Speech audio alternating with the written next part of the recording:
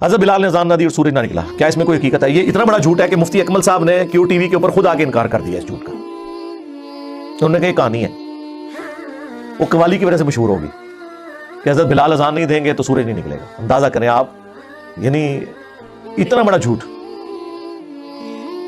جبکہ ہمیں بخاری مسلم میں بالکل الٹ ملتا ہے اس کے۔ بخاری مسلم دونوں میں حدیث ہے، مسلم میں ذرا تفصیل کے ساتھ ہے، بخاری میں اس کا کچھ حصہ ہے۔ مسلم میں یہ ہے کہ نبی الاسلام ایک سفر کے دوران صحابہ کرام سے مشورہ کیا تو اکثریت کی رائے یہ تھی کہ رات کو آرام کرتے ہیں، فجر کے وقت نماز کے لیے اٹھ جائیں گے۔ نبی الاسلام کی خواہش یہ تھی کہ یہ سفر ہے، ہو سکتا ہے رات کو ہم سوئیں اور آنکھ نہ کھلے۔ اس زمانے میں کوئی الارم یا اس طرح کی چیزیں تو نہیں ہوتی تھی، تو نماز پڑھ کے ہی سوئیں۔ بہرحال حضور نے مشورہ مان لیا اور الٹیمیٹلی حضرت بلال کی ڈیوٹی لگی کہ وہ اپنی سواری پہ اونٹ پہ بیٹھ کے مشرق کی طرف دیکھیں گے، جب پو پھوٹے گی نا تو آگاہ کر دیں گے۔ لیکن اللہ کا کرنا کیا ہوا کہ حضرت بلال تھوڑی دیر تو وہ دیکھتے رہے، پھر انہیں بھی اونگ آنا شروع ہوگی اور وہ بھی سو گئے۔ مسلم شریف کے الفاظ ہیں سورج اتنا بلند ہوا تو نبی الاسلام کی آنکھ کھلی، پھر باقی لوگ کھڑے ہوئے اٹھ کے۔ سب سے پہلے تو حضور نے کہا اس جگہ کو چھوڑو، یعنی ظاہر ہے یہ ایک شیطان کا غلبہ ہوا ہے ادھر کہ سب کی نماز فجر کا وقت گزر گیا۔ پھر حضرت بلال سے پوچھا بھی تیری ڈیوٹی لگائی تھی؟ ان کا یا رسول اللہ جس طرح آپ کو نیند آ گئی مجھے بھی آ گئی۔ کوئی حضور نے یہ نہیں کہا کہ تو نے یہ گستاخی کیوں کی، میرا نام بیچ میں کیوں لیا، کیونکہ یہ نیچرل چیز تھی۔ بعض حضور نے کہا یہاں سے اپنا سامان اٹھاؤ، پھر کسی اور جگہ پڑاؤ کیا۔ حضرت بلال سے کہا کہ اذان دو۔ ویسے آپ ہوتے تو کہتے بلال تے آج اون تو کچھ عرصہ تو چھٹی کرنا، تو جڑا کام پایا ہے نا، سارا دن نماز خراب کیتی ہے۔ نہیں، حضرت بلال سے اذان دلوائی اور پھر آپ نے، سورج اتنا بلند تھا، آپ نے فجر کی نماز جماعت سے پڑھائی۔ اور پھر آپ نے فرمایا کہ اگر کوئی شخص سویا رہ جائے یا بھول جائے تو جیسے ہی اس کی آنکھ کھلے اس کے لیے نماز کا وقت وہی ہے۔ اور پھر آپ نے قرآن کی آیت تلاوت کی، وَأَقِمِ الصَّلَاةَ لِذِكْرِي، اور میری یاد کے لیے نماز کو قائم رکھنا۔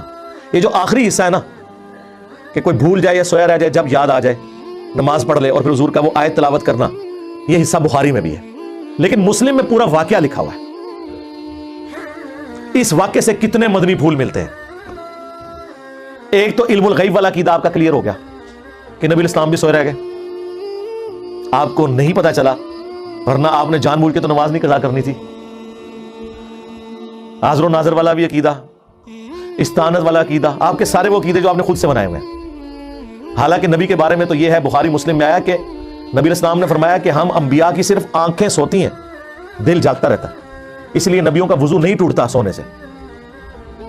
جو حضرت عائشہ کہتی ہیں اسی حدیث میں کہ حضور کی خراٹوں کی آواز میں نے سنی۔ نبی الاسلام بہت اونچے نہیں لیکن تھوڑے بہت تو خراٹے لیتے تھے جو سوتے وقت آواز آتی ہے، اور آپ اسی طرح نماز آپ نے پڑھا دی۔ آپ نے فرمایا ہم انبیاء کا دل نہیں سوتا، صرف آنکھیں سوتی ہیں، لہٰذا انبیاء کا وضو سونے سے بھی نہیں ٹوٹتا، سوائے ان چیزوں کے جن چیزوں سے ٹوٹتا ہے۔ تو چونکہ وہ غافل نہیں ہوئے ہوتے، لیکن یہاں پر نبی الاسلام کو پتہ ہی نہیں چلا کہ سورج نکلا ہے، تو یہ مسئلہ بھی کلیئر ہو گیا۔ اور یہ مسئلہ بھی کلیئر ہو گیا کہ حضرت بلال حبشی رضی اللہ تعالیٰ عنہ، جن کے بارے میں آپ نے قوالی میں سنا تھا کہ وہ اذان نہ دیں تو سورج نہیں نکلتا، وہ تو سوئے رہ گئے، اور سورج نکلا کیا؟ باہر نکل آیا۔ جس دن بلال کی عزت سٹیک پہ لگی ہوئی تھی اس دن تو سورج نکل آیا۔ اگر حضرت بلال کی عزت کی حفاظت دیکھی جائے تو اس دن ہونی چاہیے تھی کہ کوئی فرشتہ جا کے حضرت بلال کو جگا دیتا کہ حضرت اٹھو، نہیں تو لوگوں نے گھلا کرنی ہے جے بعد۔